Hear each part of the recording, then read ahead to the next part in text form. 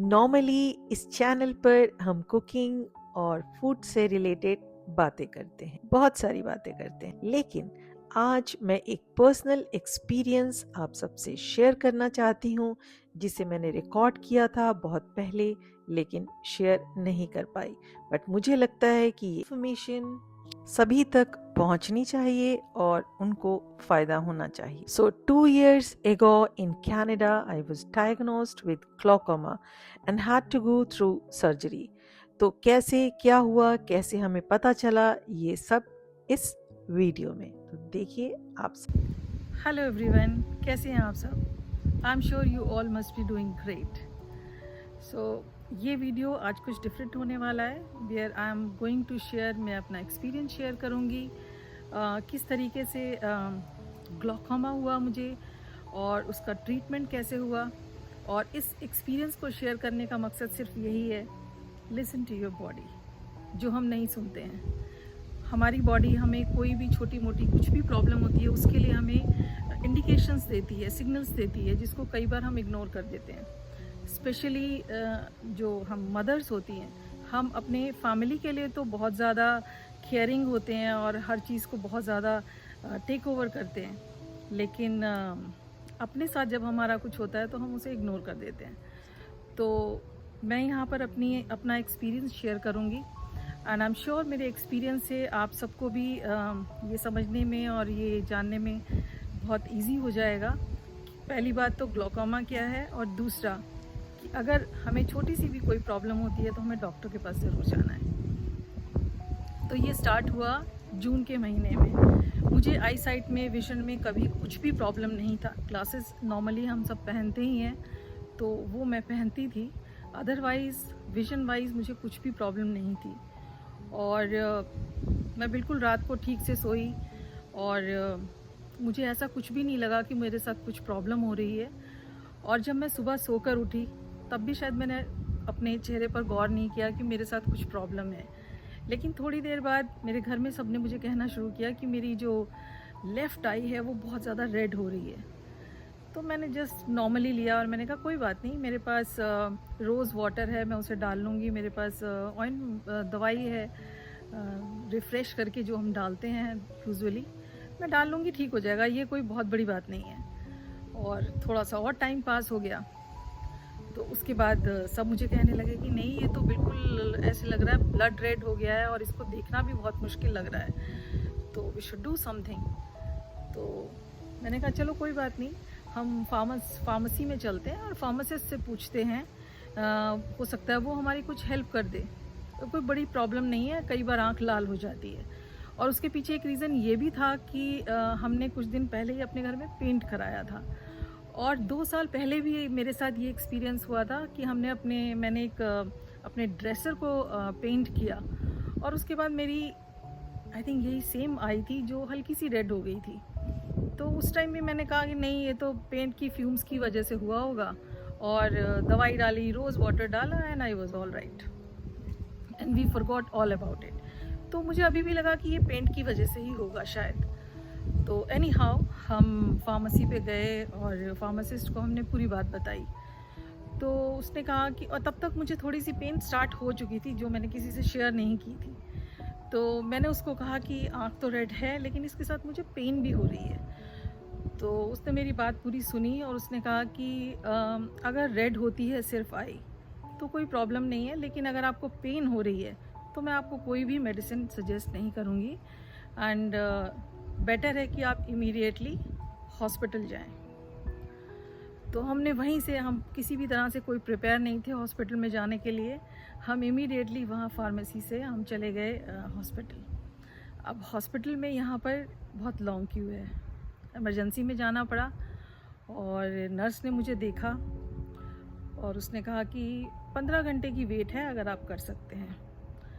And in between उसने कोशिश की कि हमें अगर हम प्राइवेट क्लिनिक में चले जाएं और जो हमें जल्दी देख सके, क्योंकि आई बहुत ज़्यादा रेड हो रही थी। हालांकि मुझे उससे कुछ प्रॉब्लम नहीं हो रही थी, बट शायद देखने वालों को, मतलब जो मेरी पेन थी उससे भी ज़्यादा जो लोग मेरी आई की तरफ देख रहे थे उन्हें ज़्यादा प्रॉब्लम हो रही थी देखने में।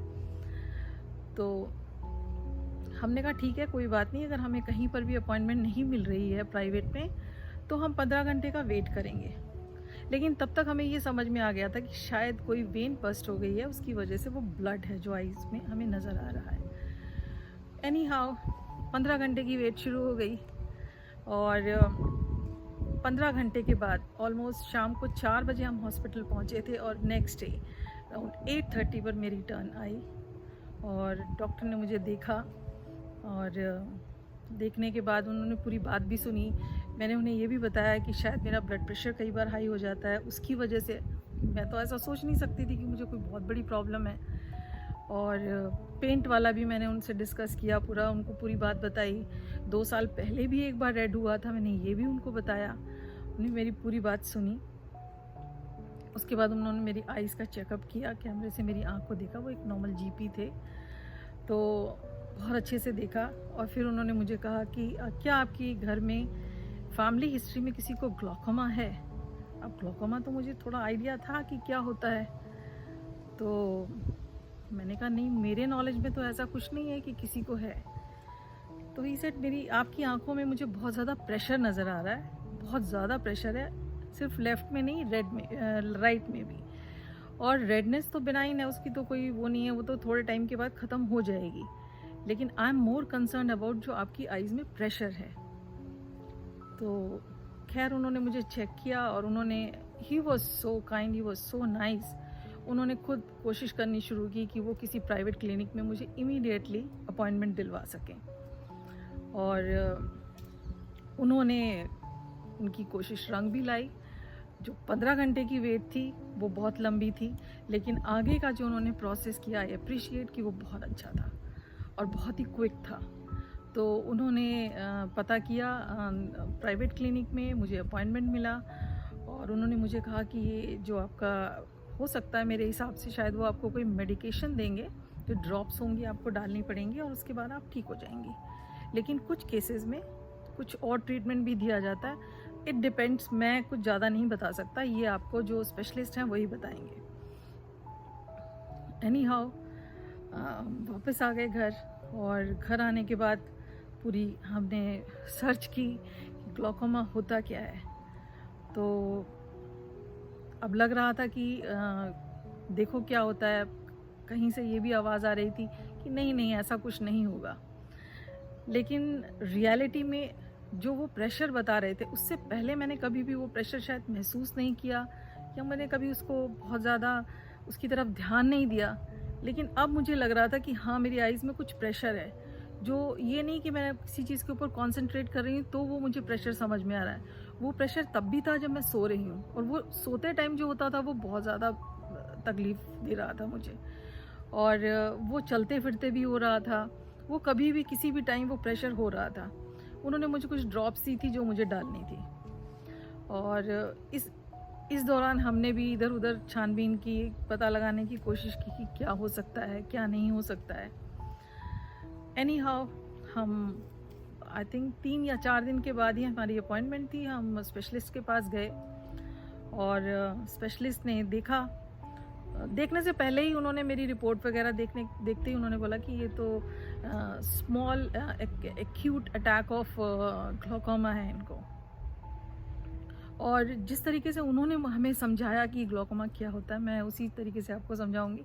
मेडिकल टर्म में तो बहुत बड़े बड़े वर्ड्स यूज़ किए जाते हैं, बट उन्होंने मुझे बहुत ही सिंपल लैंग्वेज में ये समझाया कि जो हमारी आइज़ होती हैं, उसके जो चारों तरफ जो एक चैनल होता है जिसमें फ्लूइड होता है, वो घूमता रहता है, वो मूव करता है। तो सम टाइम्स क्या होता है कि वो जो वाटर है वो कहीं पर इकट्ठा होना शुरू हो जाता है, और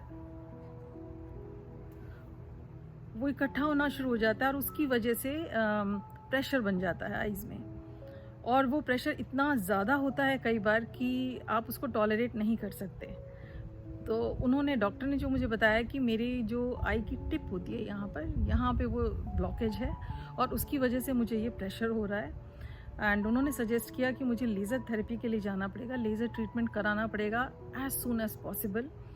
अदरवाइज़ जो प्रेशर वो इतना ज़्यादा बढ़ जाएगा कि वो मुझसे टॉलरेट नहीं होगा, और अगर मैं इसी तरीके से मैंने उसको इग्नोर किया तो ऐसा भी हो सकता है कि किसी दिन मैं सुबह सो के उठूँ and I will have no vision.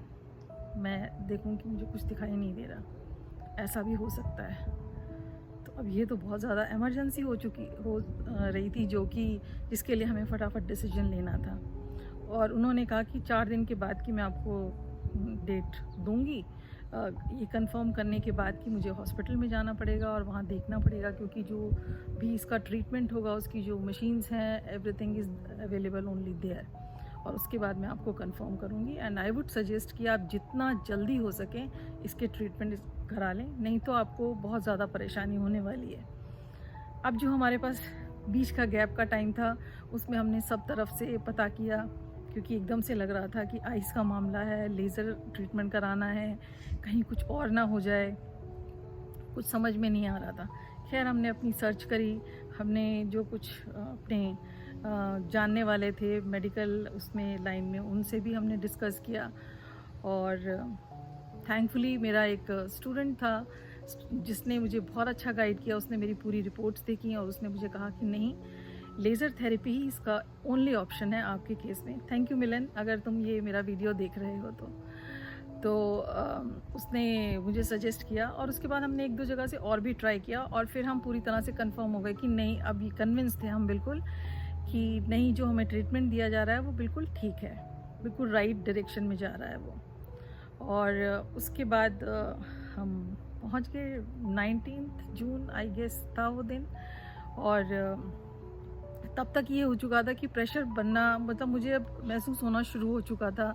मैं उस जो प्रेशर उन्होंने मुझे बताया था, मैं उसको एक्सपीरियंस कर रही थी, और वो वाकई बहुत ही ख़तरनाक था।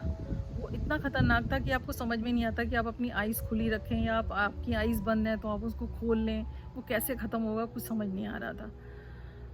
तो हालांकि जो उसके टर्म्स थे ग्लोकोमा के, और जो कुछ का बीच का पीरियड था वो काफ़ी ही तकलीफ़ दे था, और वो दिन बहुत ही परेशानी के थे हमारे लिए। लेकिन जो ट्रीटमेंट था वो सिर्फ 15 मिनट में ओवर हो गया। मुझे हॉस्पिटल ले गए। सबसे पहले उन्होंने मुझे एक ड्रॉप्स डाली, जिससे कि मेरा जो प्यूपिल है वो कॉन्ट्रैक्ट हो जाए। और उसके बाद डॉक्टर ने मुझे एक मशीन थी उसके आगे बिठा दिया, और दोनों ही आइज़ में, आई थिंक लेफ़्ट आई में अराउंड 6 बार उन्होंने मुझे वो लेज़र का ट्रीटमेंट दिया, और दूसरी वाली में आई थिंक 4 या 5 टाइम्स था। लेकिन जितनी भी बार वो लेज़र की वो आती थी लाइट एकदम से, तो वो हिट करती थी सिर के पीछे, बहुत ज़ोर से लगती थी। तो लेकिन कुछ भी नहीं था ट्रीटमेंट। जिस तरीके की बीमारी थी और जिस तरीके की प्रॉब्लम्स बाद में हो सकती थी, उसके लिए देखा जाए तो वो ट्रीटमेंट कुछ भी नहीं था। और 15 मिनट के बाद, क्योंकि मुझे बहुत सारी उन्होंने आइज़ में दवाइयाँ डाली थी, बहुत सारी ड्रॉप्स डाली थी, उससे मेरा विजन बहुत ब्लर हो रहा था। लेकिन बस उन्होंने मुझे ये कहा कि अगर आप ड्राइव करते हैं तो आपको ड्राइव नहीं करेंगे, आपको कोई साथ में लेकर के जाएगा। और हम घर आ गए, और जैसा कि उन्होंने कहा था कि आप बिल्कुल नॉर्मल हैं, आप कुछ भी एक्टिविटी कर सकते हैं, आप बिल्कुल एब्सोल्युटली एवरीथिंग इज़ फाइन। तो लेकिन फिर भी जो जिस दिन हुआ था ये ट्रीटमेंट, उस दिन तो थोड़ा मुश्किल था, क्योंकि विज़न काफ़ी ब्लर था और टाइम लगा नॉर्मल होने में। लेकिन दूसरे दिन से सब कुछ ठीक होने लगा। लेकिन प्रेशर अब भी था, और ये प्रेशर काफ़ी टाइम तक रहा, मैं कहूँगी अभी भी है। जबकि हम सेकंड टाइम भी हम गए डॉक्टर के पास, सेकंड विज़िट थी हमारी चेक कराने के लिए।